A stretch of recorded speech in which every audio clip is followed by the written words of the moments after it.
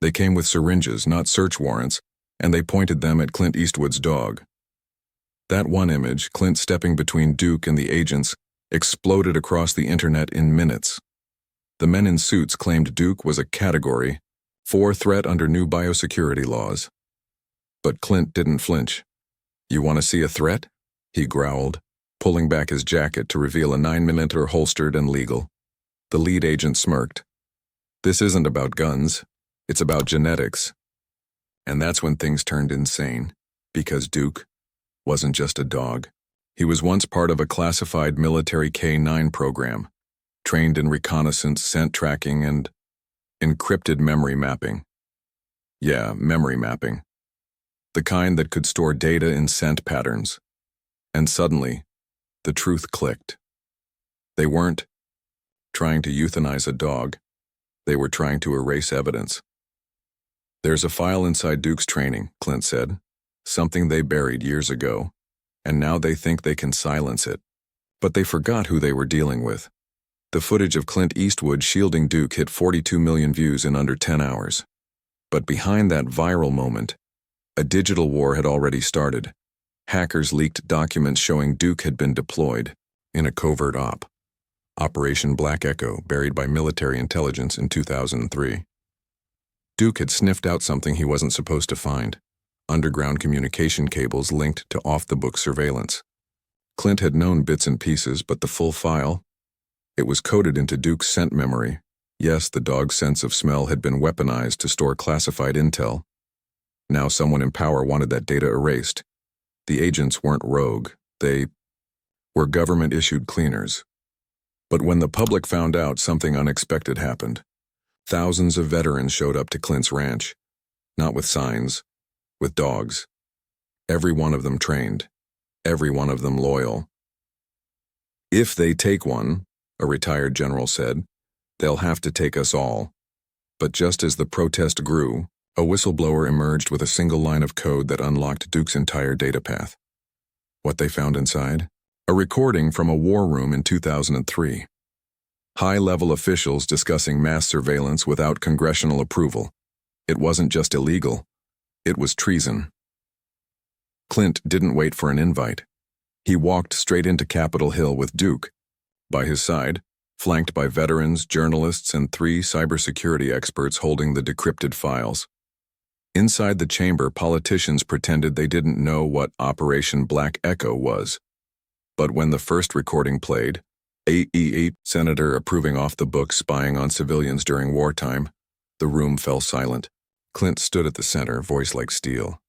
"You called my dog a threat, but the real threat sits in this room wearing suits." A few tried to object, until one of the cybersecurity experts revealed that Duke's scent path also contained coordinates to buried hardware, devices still transmitting to this day. One congressman collapsed in his seat. Another walked out without a word. Outside, the media erupted. Headlines read, "Eastwood exposes government ghost operation through dog's DNA." But the most chilling part? The coordinates led to a storage unit rented under a name no one expected: General Travis Malone, officially declared dead in 2004. And yet, the unit was just accessed last week. The storage unit was in Nevada. Desert, dust, and a steel box guarded by a biometric lock. Clint arrived before dawn, Duke beside him, tail still, nose twitching. The lock didn't ask for fingerprints. It scanned scent. Duke stepped forward, took a slow sniff, and the door hissed open. Inside, a vault lined with servers, backup, drives, and one sealed briefcase. On top, a note in block letters, "For Eastwood only." Clint opened it. Inside were photos, logs, and a letter from General Travis Malone, dated last month. "They buried me," it read, "but not my mission. If you're reading this, it means they're coming for you too." The files contained evidence of a surveillance ring bigger than anything revealed by Snowden. Civilian data, blackmail archives, even recordings of private conversations between world leaders. Clint knew releasing this would cause global chaos. But hiding it, that would make him just like them. As he copied the drives, Duke froze, ears up, growling low. A red laser dot danced across Clint's chest. "Sniper," he whispered. Then bang. The unit's wall exploded inward. Black Ops, team, masked, silent, guns raised, but they didn't expect Duke to lunge first. And what happened next wasn't just survival, it was war. The gunfire was deafening. Dust filled the vault as Duke launched into the first agent, taking him down in seconds. Clint rolled behind a server stack, drawing his sidearm, his heart pounding but steady. "You boys picked the wrong damn kennel." The firefight lasted under 2 minutes, but by the end, 4 agents were down, 2 fled, and 1, bleeding, cornered, spoke the words Clint never expected. "We were sent by Malone. He's not dead. He runs the program now."